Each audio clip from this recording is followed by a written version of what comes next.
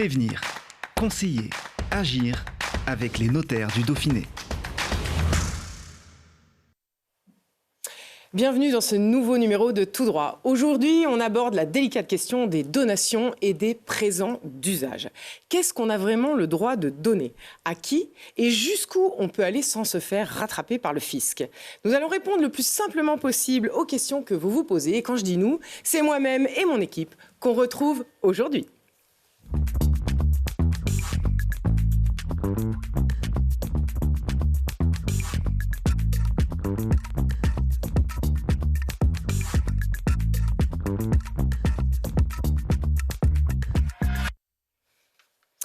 Merci la team Tout droit d'être chaque semaine un peu plus nombreux à nous suivre.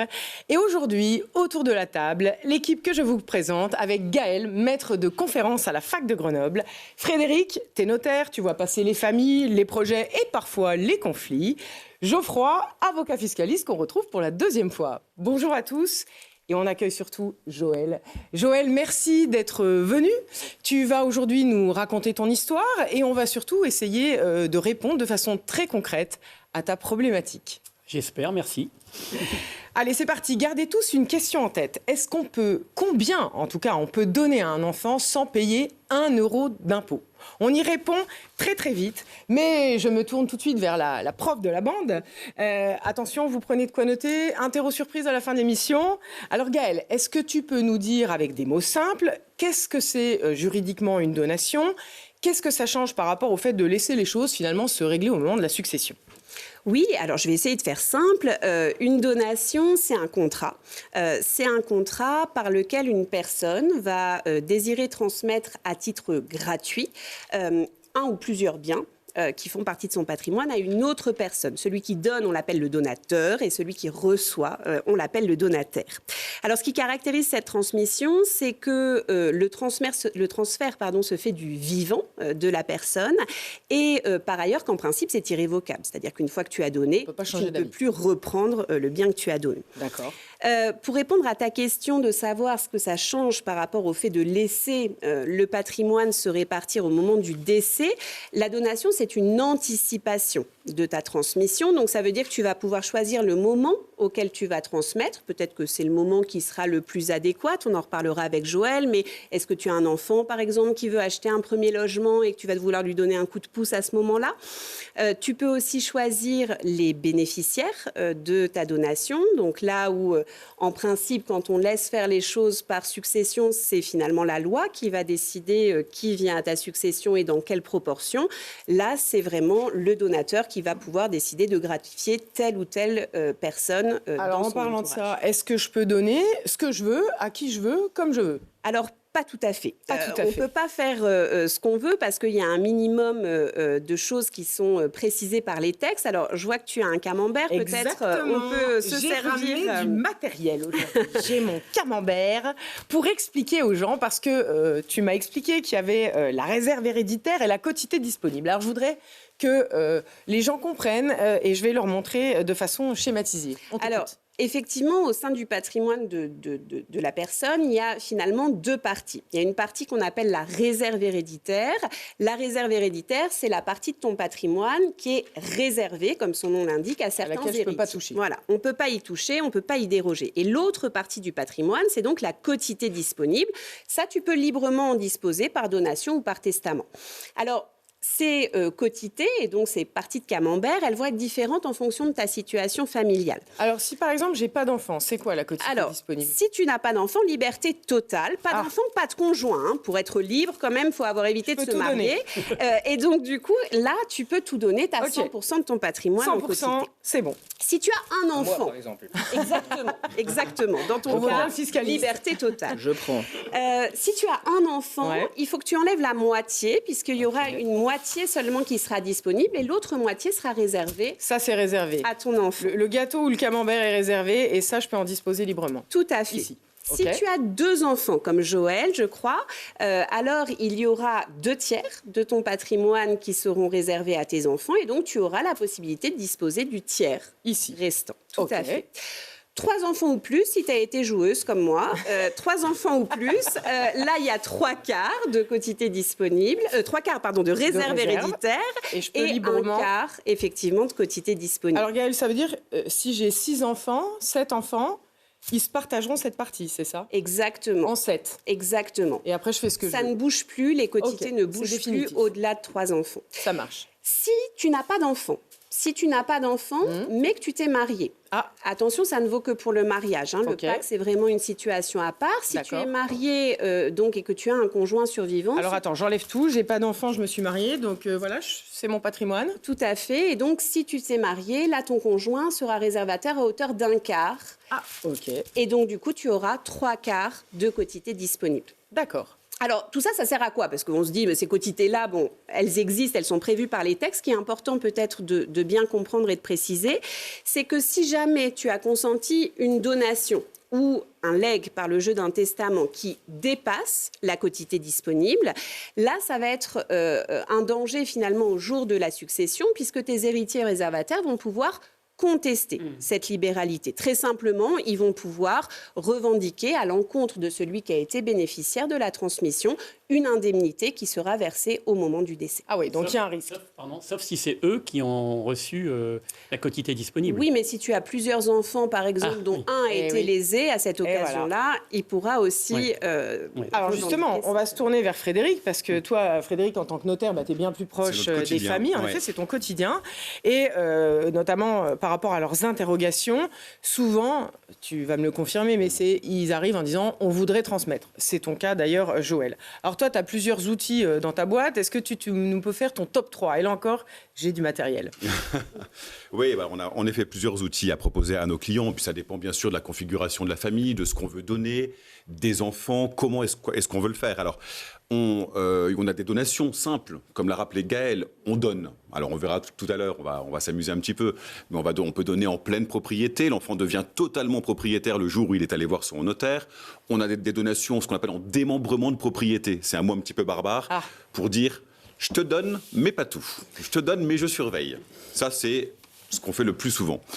On a également autre nom dont vous entendez parler souvent, c'est la donation partage. Alors là, c'est un petit peu particulier. Là, c'est le Graal du notaire. On adore ça parce que la donation partage, c'est le miracle. Tous les enfants ont quelque chose et ils ne peuvent plus se battre au moment de la succession. Donc, quand on remplit les conditions pour pouvoir le faire, c'est la paix des familles. Là, c'est le top. D'accord ? Okay. C'est la donation partage. Tout le monde a la même chose. Tout le monde a la même chose. Il faut mieux. C'est ce qu'on va voir ensemble, notamment dans ton cas. Il faut Alors mieux. justement, moi, je voudrais qu'on revienne sur cette histoire de démembrement. C'est quand même un mot très barbare, il faut bien le dire. Et là, on a trouvé une façon un peu imagée d'expliquer le démembrement. Alors je vais présenter tout de suite mon bocal magnifique que j'ouvre. Voilà, ça, regardez. c'est ce que Sophie a entre les mains, c'est le patrimoine. C'est la pleine propriété. Il y a tout. Voilà. Il y a tout. Tout est là. Donc il y a le verre Voilà. et les pommes. Et tu as des enfants. Je précise que les pommes sont bio et qu'elles sont locales. Non, c'est très important. On verra Vous tout à pourrez l'heure. goûter après, pas de souci. On verra tout à l'heure. Et donc, tu veux transmettre ce bocal, ton patrimoine, à tes enfants. Ok. Soit je leur donne tout, tu n'as plus rien. Oui, mais j'ai mes vieux jours quand même. Voilà. Je ne veux pas tout donner. Je voudrais garder ce qu'on appelle l'usufruit. Alors, sans faire des jeux de blagues de certains films. N'est-ce pas? Le jus de fruits. Voilà. Le jus de fruits. Donc, l'usufruit, c'est le fait que celui, et ça se passe souvent comme ça, le donateur, comme l'a rappelé Gaëlle, celui qui donne va conserver l'usage, l'usus, c'est du latin, et les fruits, le fructus. D'accord? Et ben voilà, les fruits, ils sont là, donc tu vas les garder. Donc exactement. En fait, ça veut dire que je sors les pommes du bocal. Exactement. Moi, je me garde les pommes. Tu gardes les pommes. Pour l'instant, quand on a besoin pour vivre, tu as faim jusqu'à la fin de ta vie. Ok. D'accord? Et tu vas donner le bocal. Ma vie. Ce qu'on appelle le bocal, là, pour vous faire un petit peu rire, c'est ce qu'on appelle la nue propriété. D'accord? Très bien. Et donc, c'est ce qu'on fait habituellement, c'est ce qu'on conseille habituellement quand les parents veulent garder notamment une maîtrise du patrimoine, mais surtout les fruits de ce patrimoine. C'est ça, le démembrement de propriété. Ok. Alors, super, je pense qu'on a déjà bien posé les bases. Maintenant qu'on a les grandes notions, Joël, on va se tourner vers toi, parce que c'est à ton tour. Tu es venu là pour ça, donc on va passer à quelque chose de très concret. Ça peut s'adresser à votre voisin, votre frère, ou vous dans quelques années. Donc Joël, on va construire ensemble, en direct, le plan de ta transmission. Alors déjà, évidemment, on va te laisser raconter ton histoire et tes souhaits, on t'écoute. Merci. Bon, donc moi, j'ai 64 ans, je suis marié, j'ai 2 enfants. Je sens que c'est le bon moment pour commencer à donner.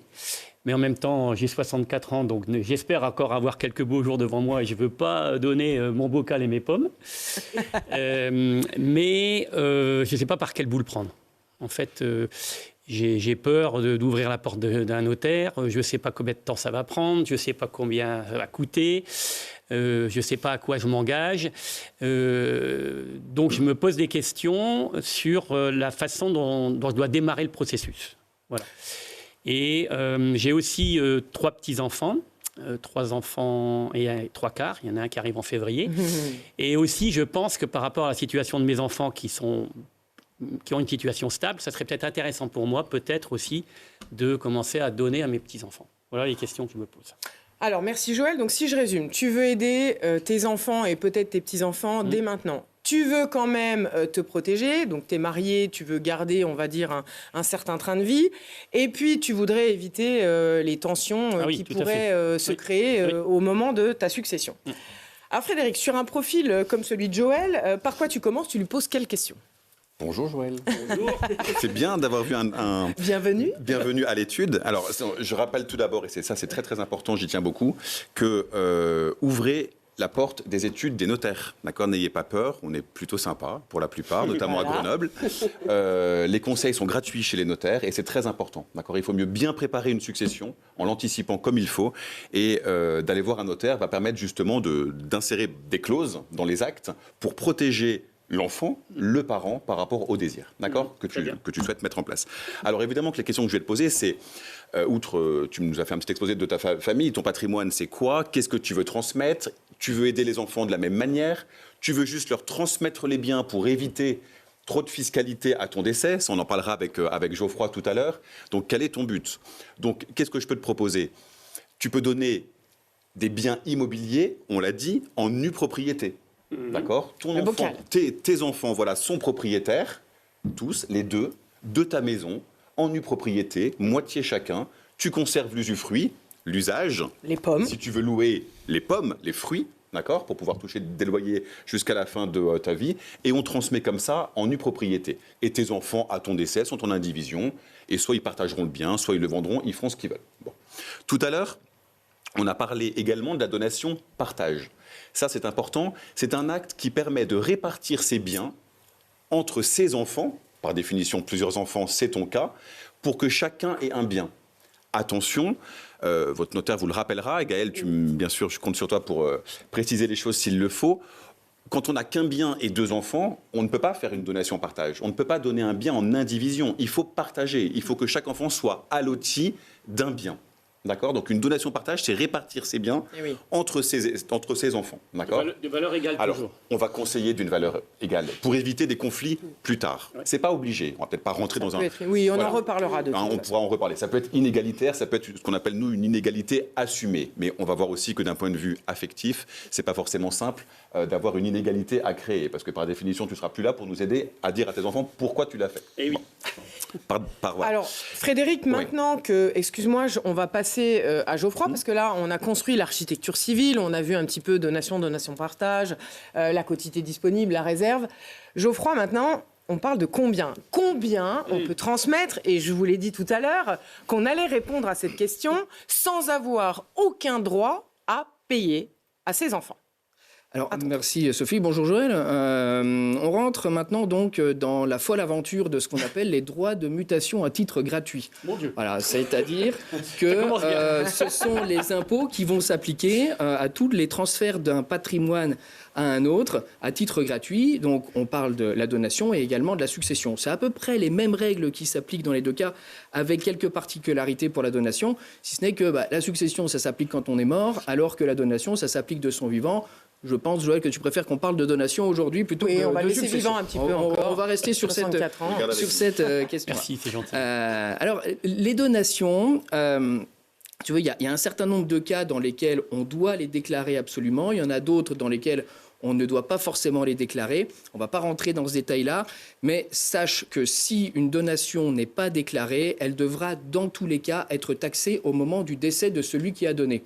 Donc, en réalité, fiscalement parlant, il n'y a pas objectivement d'intérêt à essayer de ne pas déclarer une donation qui a été faite. Surtout que l'intérêt, il est civil. On l'a vu avec Gaël et Frédéric, c'est que ça permet d'organiser la transmission du patrimoine, d'être au clair avec les différents héritiers, de savoir si on respecte les quotités disponibles ou pas. Donc ça, c'est fondamental. Mais également au niveau fiscal, on va le voir dans une seconde, les exonérations et les abattements qui s'appliquent, ils sont dits rechargeables. C'est-à-dire que tous les 15 ans, on recharge la batterie. Une nouvelle déclaration, enfin une nouvelle donation qui sera exonérée d'impôts ou qui bénéficiera de l'abattement. Et pour faire démarrer ce délai de recharge, ce délai de renouvellement de cette franchise, il faut déclarer. Et il faut déclarer. Voilà. Donc, si on veut que les abattements se régénèrent, il faut le dire. Ce que je comprends à ce stade, c'est que déclarer ne veut pas dire que je vais payer. Alors, c'est justement parce que, en fonction de ce que tu donnes et à qui tu donnes, eh ben, tu vas pouvoir bénéficier d'exonération ou d'abattement. Alors, justement, les montants. Alors, dans ta situation, on va rester donc dans celle de 2 parents qui ont 2 enfants et qui veulent soutenir leurs enfants qui ont besoin ou à qui tu voudrais faire un cadeau, de donner une somme d'argent significative. Eh bien, tu vas pouvoir bénéficier tout d'abord d'exonération. Une première exonération qui concerne les dons familiaux en espèces, dans la limite de 31 865 €. Alors, quand on parle d'espèces, c'est évidemment les espèces sonnantes et trébuchantes, comme on disait avant, mais également les virements, les chèques et les mandats postaux et autres. Donc, une somme de 31 865 € peut être donnée par parent et par enfant pour une durée de 15 ans. C'est-à-dire que si on fait les calculs dans ta situation, toi et ton épouse, vous pourrez donner 63 730 € chacun à vos 2 enfants. Et donc pour les 2 enfants, ça fait quand même 127 460 € tous les 15 ans. C'est pas mal. Alors on peut peut-être juste préciser quand même qu'il y a des limites, c'est-à-dire qu'il faut... 2 limites. Voilà, sur l'âge. Cette déjà, il faut avoir l'argent. C'est premièrement, il faut. C'est un détail. Évidemment. Il faut avoir les sous déjà. Alors, c'est donc 3 limites. Une première, effectivement, d'avoir les moyens de le faire. La deuxième, c'est que le donateur, c'est-à-dire toi et ton épouse, ayez moins de 80 ans. Et par contre, que les enfants soient majeurs ou mineurs anticipés. Je crois que tu m'as expliqué avant le début de l'émission que c'était le cas. Donc, tu pourras appliquer cette donation. Par exemple, d'ailleurs, du coup, celle-là, elle ne pourrait pas marcher pour les petits-enfants parce que tes petits-enfants, Joël, ils ont moins de 18 ans. Non, donc, celle-ci, elle ne marche pas. Alors, on peut quand même le dire, je fais un peu de teasing, j'adore, que nous allons bien sûr faire une spéciale émission sur les transmissions entre grands-parents et petits-enfants. C'est pour ça qu'aujourd'hui, et tu es réinvité, bien sûr, on ne va pas parler des petits-enfants parce que on a déjà beaucoup de choses à dire. Donc, on continue peut-être sur les abattements classiques, Geoffroy. Alors, les abattements classiques concernent l'abattement en ligne directe. Alors ça, c'est connu, on va dire, de tous parce qu'on en parle beaucoup. C'est un abattement de 100 000 € par ascendant et par enfant qui également est renouvelable tous les 15 ans. C'est-à-dire que dans ton cas, vous êtes 2 époux, 100 000 € par époux, ça fait 200 000 € pour toi et ton épouse. Vous avez 2 enfants, ça fait 400 000 € en tout. Et cet abattement se recharge tous les 15 ans et en plus se cumule et s'additionne avec le don d'espèces que l'on a vu juste avant. Donc ça fait quand même, voilà, si tu as des sous sur ton compte ou des biens, ça fait presque 527 000 € tous les 15 ans. Et donc si Dieu te prête vie pendant plus de 15 ans, ce que je te souhaite vivement, eh bien tu pourrais donc donner jusqu'à 1 054 000 € à tes enfants par période, enfin, dans une période de 30 ans, ce qui donc est une somme qui est tout à fait significative. Alors, Geoffroy, merci beaucoup. Vas-y, profite. Un petit instant pour bien préciser quelque chose. En effet, on peut donner ces sommes d'argent aux enfants, mais comment ? Est-ce qu'on va voir un notaire ou pas ? C'est ma question. Et voilà, est-ce qu'on doit déclarer ? Je te l'ai un petit peu de penser parce que j'ai compris que j'étais largement en dessous, mais maintenant je veux savoir comment on fait. Comment je fais concrètement. Alors, le conseil qu'on va donner pour être un petit peu rapide et efficace, c'est évidemment d'aller voir un notaire. On dit, mais est-ce que c'est obligatoire ? Non, c'est pas obligatoire quand on donne de l'argent. Quand on donne un bien immobilier en nue propriété, là, le notaire est incontournable. Et heureusement, pour prévoir les clauses qui sont adéquates. Quand on donne de l'argent, je te conseille quand même fortement d'aller voir un notaire. Pourquoi ? Parce que tu vas pouvoir faire une donation de partage. Là, pour le coup, on peut faire des lots de sommes d'argent. Et ça permet surtout de figer les valeurs. Ça veut dire quoi ? À ton décès, les enfants ne vont pas se dire « Qu'est-ce que tu as fait avec les 100 000 € que papa t'a donné ? J'ai joué au casino et j'ai plus rien. » Bon. Et toi, qu'est-ce que tu as fait ? Moi, j'ai très très bien placé. Moi, mes 100 000 €, ils sont devenus 200 000 €. Eh bien, figure-toi que si tu ne vas pas chez le notaire faire une donation partage, celui qui a été bon gestionnaire va devoir indemniser son frère. Et voilà, ou, des dommages. Oui, c'est très alors que l'autre a injuste. juste joué au loto. Pardon pour les cas un petit peu mais extrêmes, c'est vrai, mais c'est ça. on le voit très souvent. Une donation-partage sert à figer les valeurs. Je ne sais pas si tu veux... Et ça favorise la paix des familles. Exactement. Ça, c'est vraiment indispensable. Exactement. Et même si on ne peut pas faire de donation-partage, on va aussi voir son notaire. Même si on n'a qu'un enfant, par exemple, ça peut aussi être intéressant d'aller... Pour aménager des clauses, parce qu'on fait des clauses dans nos contrats de donation. Donc c'est vraiment important que tout se fasse avec le médecin de famille du droit, qui est le notaire. Alors merci à tous pour ces explications très claires. Le temps nous presse un peu parce qu'on va arriver maintenant dans notre vrai-faux. Et on va justement, dans la séquence qui arrive, parler de tout ce qu'on peut donner, les petits cadeaux de Noël, les cadeaux d'anniversaire, pour les événements spécifiques, mariage ou autres. Est-ce que c'est un simple présent d'usage? Est-ce que ça devient une donation? C'est pas toujours forcément simple. Alors avant qu'on entame ce vrai-faux, que tu peux nous donner la définition simple du présent d'usage? C'est quoi? Oui, le présent d'usage, il y a deux conditions pour que la qualification de présent d'usage puisse s'appliquer. La première condition, c'est qu'il faut que ce soit un cadeau qui soit réalisé à l'occasion d'un événement particulier. Alors en ce moment, évidemment, on pense au cadeau de Noël, ça peut fonctionner, mais ça peut être aussi tout autre chose. Ça peut être un mariage, un Pacs, une naissance. Voilà, donc une occasion, un anniversaire, une occasion qui fait qu'on a consenti un cadeau à ce moment-là.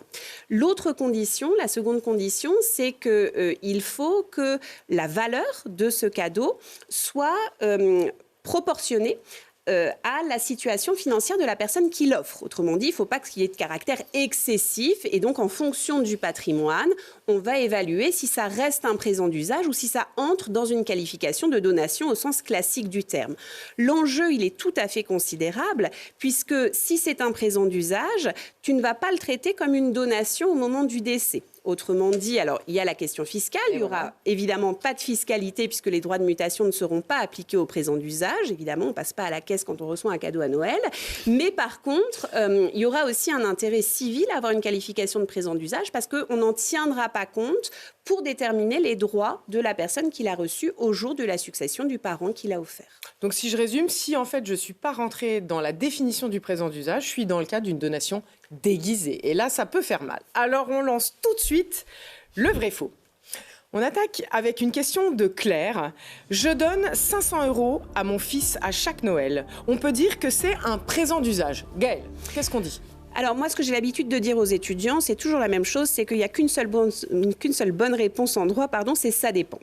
Ça dépend en fait du patrimoine de la personne considérée. Si elle a un patrimoine relativement important, oui, effectivement, on peut penser que 500 € offerts à Noël, ça peut constituer un présent d'usage. En revanche, si la personne touche le SMIC, peut-être qu'on va être au-delà du seuil du présent d'usage et donc ce sera constitutif d'une véritable libéralité. Merci Gaëlle. Maintenant, un ratio. Oui. Eh oui, vous allez voir. On a maintenant une question de Léa. Fred, je me tourne vers toi. Léa, elle nous dit « Tant que je reste sous la barre des 5 000 €, c'est forcément un présent d'usage, non ?» La fameuse barre des 5 000. La fameuse barre des 5 000 €, mais je vais répéter exactement ce que dit Gaëlle. Il n'y a pas de barre. Il n'y est pas prévu par le Code général des impôts un seuil. Donc faux. Ça dépend du patrimoine. Donc c'est faux. Ok, alors on enchaîne tout de suite avec la question de Jeanne. Jeanne nous dit « Je fais beaucoup de cadeaux à mon aîné qui est nouveau papa. Ça ne compte pas dans l'héritage. » Gaëlle, qu'est-ce qu'on dit ? Eh bien, on dit un peu la même chose que ce que j'ai dit tout à l'heure, c'est-à-dire que, oui, ici, on voit bien qu'il y a une occasion particulière qui est en plus la naissance d'un nouvel enfant. Ça peut effectivement être constitutif d'un présent d'usage, mais on fait quand même attention à ce qu'on ne dépasse pas le seuil de cette qualification. Merci Gaëlle. Geoffroy, à ton tour. Attention, on a Marc qui nous dit « J'ai fait un gros virement, alors il ne nous dit pas combien, mais c'est un gros virement à ma fille il y a 10 ans. Le fisc ne m'a rien dit. Est-ce que je cours encore un risque ?» La réponse est oui. Il y a un risque. Pourquoi il y a un risque ? Parce que ces types de questions sont réglés par la Cour de cassation, à la fois en fiscal et à la fois en civil, et les deux statuent dans les mêmes et retiennent les mêmes critères. Il y a deux critères pour savoir si on est sur un cadeau ou si on est sur une véritable donation. La première chose, c'est de savoir à quel moment et pour quelle occasion le don et le versement a été fait. Et le deuxième critère, c'est la modicité par rapport au patrimoine. Voilà. Et donc, si on se retrouve sans événement particulier et si l'on a une somme qui est disproportionnée par rapport au patrimoine, ce sera considéré comme une donation qu'il faudra rapporter. Je répète en disant cela ce qu'ont dit Gaël et Frédéric. Mais ce que j'ai rajouté, ce que j'ai déjà dit tout à l'heure, c'est que le fait de ne pas déclarer entraîne l'obligation de rapporter le don Et voilà. à la succession et il n'y a pas de délai pour cela. C'est-à-dire que c'est imprescriptible. Si le virement avait été fait dans les années 80, ce serait exactement la même chose. Il faudrait le rapporter à la succession. Oui, mais si je décide de rien dire à la succession, Alors, j'encours un fils. peut-être que toi, tu vas rien dire. Non, mais attends, je Peut-être que toi, tu vas rien la dire. question. Si c'est toi qui as été bénéficiaire du virement, peut-être que tu ne vas rien dire. Mais peut-être que tu as des frères et sœurs ou d'autres C'est vrai, personnes j'en dans ai. la famille qui, eux, aimeraient bien aussi avoir leur part et vont peut-être se plaindre de ça. Et l'administration, si elle a l'information de cette difficulté, eh bien, viendra regarder un peu cette situation de plus près. Et encore une fois, elle aura tout le temps pour pouvoir redresser et rapporter les Donc, sommes à la si je suis succession. enfant unique, j'ai peut-être un peu moins de risques quand même. C'est pas moi qui vais te dire ça Oh, aujourd'hui. voilà. Alors maintenant, on va quand même parler des couples sans enfants, puisqu'on a eu une question de Nadine et Jean-Charles qui nous disent « On est un couple sans enfants. On veut se protéger l'un l'autre, mais on a des neveux et des nièces qu'on adore. On aimerait qu'ils touchent quelque chose un jour. Comment on s'y prend ?» Alors Gaël, quand on n'a pas d'enfants, est-ce qu'on est plus libre de disposer de son patrimoine? Est-ce qu'il y a aussi une réserve au profit des frères, des sœurs, des neveux, des nièces ou pas? Et en théorie, quelles sont les grandes options? Alors, moi, je reprends mon camembert parce que je l'aime beaucoup. Alors, dans Voilà. ta présentation, tu nous dis on est un couple. Il manque peut-être une précision de savoir quel est voilà, le Est-ce qu'ils type sont mariés de ou couple. pas? Eh ben, ils m'ont pas dit. Exactement. Alors, s'ils sont n'ont pas mariés, précisé. on l'a dit tout à l'heure, le conjoint va avoir une réserve quand même à hauteur d'un quart. Donc, tu auras 3/4 alors. de ton patrimoine dont tu pourras librement disposer au profit de tes neveux et nièces, par exemple. Ça pose pas de Donc, difficulté. un quart de réserve pour le couple et 3/4 de disponible Pour Très les bien. neveux et nièces. Si c'est un pax ou s'ils vivent en concubinage, là, tu peux enlever le dernier quart J'enlève restant. tout. Ok. Exactement, on a 100% de quotité disponible. 100% dispo. Tout à Ok. fait. Et pour répondre à ta question de tout à l'heure, il n'y a plus de réserve ni au profit des ascendants et il n'y en a pas non plus au profit des frères et sœurs. Donc les pères, mères, frères, sœurs ne bénéficient pas de réserve en droit français actuel. Ok, alors du coup, s'ils veulent, Frédéric, si ce couple vient te voir, qu'est-ce que tu vas leur proposer? Du coup, une donation entre époux s'ils sont mariés, un testament, le Pax, qu'est-ce que tu proposes? Ben justement, on parle beaucoup des donations entre époux. On vient beaucoup nous voir pour ça. Alors, pour pouvoir bénéficier, faire une donation entre époux, il faut être marié. Mais Eh oui. on peut arriver au même résultat. Et surtout quand on est pacsé, pardon, pour rebondir sur ce que tu viens de dire, quand on est pacsé et qu'on veut protéger son conjoint, on n'a pas le choix, il faut faire un testament. Donc un couple qui vient me voir pour dire ça, je vais évidemment protéger le conjoint jusqu'à la fin de sa vie grâce à une donation au dernier vivant si on est marié ou grâce à un testament si on n'est pas marié, si on n'est pacsé. Pour des questions fiscales, le Pacs, on pourra peut-être en reparler. Voilà. Et puis si on veut avantager les neveux et nièces, il y a aussi une possibilité, alors, qui peut coûter un petit peu cher au jour de la transmission, mais c'est de justement, toujours avec nos pommes, de donner la nue propriété aux neveux et nièces et de laisser l'usufruit pour soi et son conjoint jusqu'à la fin de sa vie. Civilement, c'est possible. Surtout qu'il y a quand même quelque chose qui m'interpelle, c'est que, imaginons, on est ensemble et on a chacun des neveux et des nièces. Mais du coup, si je fais pas quelque chose, en fait, c'est le premier qui meurt, Exactement. qui va avantager l'autre, et Exactement. après l'autre, il aura tout, et c'est ses neveux et nièces à lui uniquement qui seront Mais protégés. exactement, tu as tout compris. J'ai c'est intérêt à l'anticiper. C'est l'ordre des décès qui va régler les choses, Eh alors ouais. que c'est pas du tout Sauf ce qu'on qu'on le sait veut. pas à Donc il l'avance. faut l'anticiper, en effet, chez un notaire, avec un testament, avec une donation, pour pouvoir faire exactement ce qu'on veut. Donc l'idée, je reprends mon bocal, je suis oncle et tante, on s'est protégés, nous, tous les deux, et on s'est laissé l'usufruit. Donc je ressors les pommes du bocal, vous y aurez droit à la fin, je vous promets. Elles font envie, elles sont trop belles en plus. Je rappelle qu'elles sont bio. Donc moi, je garde mon usufruit. C'est ça. Et finalement, au décès, je peux dire, par testament, je transmets, moi, à mes neveux et nièces, mon conjoint à l'usufruit. C'est ça. Donc le jour où mon conjoint décède, cet usufruit, mes neveux et nièces, ils récupèrent leur part. Exactement. Tu remplis ton petit bocal. Et ceux qui sont de l'autre côté, ils seront pas lésés comme ça. Exactement. Ok, eh ben, comme ça, c'est très clair. Alors, Geoffroy, Oui, parce que c'est évidemment, ça. le point fiscal. Mais en plus, l'intérêt d'anticiper, il est à la fois civil, mais il est également fiscal. Parce Oui. que, en termes de droit de succession, les tarifs sont très élevés. dans le cadre d'une transmission. C'est quel taux d'oncle d'oncle à neveu-nièce? On est dans les 55%. 55%. 55%. C'est comme quasiment un étranger, c'est 60. Voilà. C'est considérable, sachant que les abattements dont on a parlé tout à l'heure et l'exonération, et notamment l'exonération des dons en espèces, lorsque le donateur n'a pas d'enfant, cet abattement s'applique aux neveux et nièces. Voilà. Donc les 31 865 € pour chaque neveu et nièce existe tous les 15 ans, est à recharger. Et donc, ça, c'est quelque chose qui est très intéressant, comparé aux 55% de droits. L'anticipation peut entraîner donc une grosse économie d'impôts. Et puis, il y a 2 abattements aussi qui sont spécifiques pour les donations entre les oncles et nièces et également entre frères et sœurs, parce que si on a des neveux et des nièces, on a potentiellement des frères et des sœurs qui peuvent aussi être gratifiés.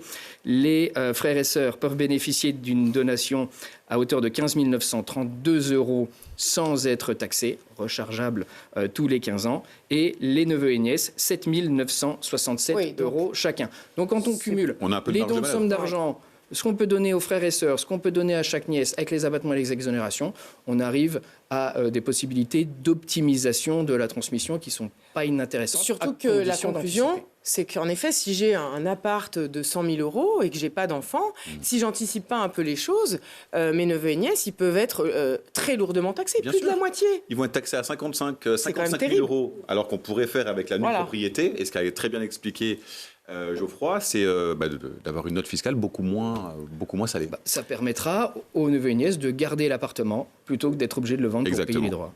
Alors merci à tous. On arrive à la fin de l'émission. Joël, je vais me tourner vers toi.